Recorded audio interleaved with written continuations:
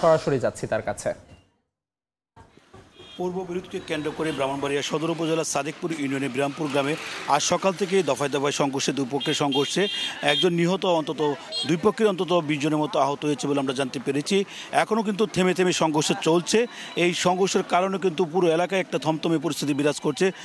সংঘর্ষের খবর পেয়ে পুলিশের পাশাপাশি সেনাবাহিনী, র্যাব এবং ফায়ার সার্ভিসের কর্মীরা কিন্তু সংঘর্ষস্থলে এসে কিন্তু তারা পরিস্থিতি নিয়ন্ত্রণে আনার চেষ্টা করছেন।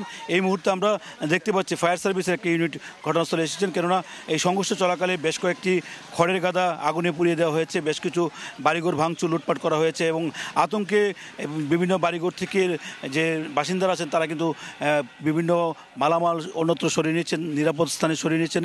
এখন যে আমরা যে স্থানটিতে আছি সেটি হচ্ছে বিরামপুর সেতু নামে এই স্থানটি পরিচিত।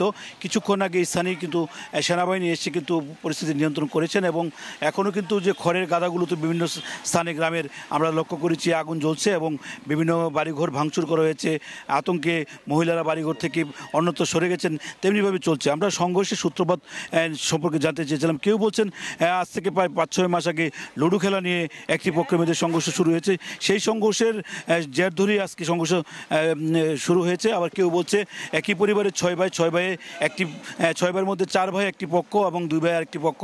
তাদের মা গতকালকে রাতে মারা গেছে, আজকে সকালে তাদের মাকে দাফন করা হয়। তার মধ্যে এক ভাই অংশগ্রহণ করতে পারেনি, তা নিয়েই কিন্তু বিরোধ নিয়ে এই সংঘর্ষের সূত্রপাত হয়েছে। আসলে প্রকৃত অর্থে কী নিয়ে সংঘর্ষের সূত্রপাতটি হয়েছে সেটি কিন্তু নিশ্চিতভাবে এখানকার কেউ স্পষ্টভাবে বলতে পারেনি প্রশাসনিক কোনো কর্মকর্তাও।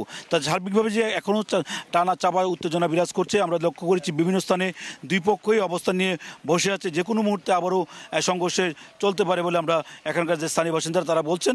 যে আইনশৃঙ্খলা বাহিনী চলে গেলে আবারও সংঘর্ষ শুরু হতে পারে। তো এইটুকু ছিল আমার কাছে ব্রাহ্মণবাড়িয়া বিরামপুর থেকে সর্বশেষ তথ্য। সরাসরি যুক্ত ছিলাম ব্রাহ্মণবাড়িয়ায়। ডেঙ্গুকে মৌসুমী রোগ হিসেবে চিহ্নিত করা হল।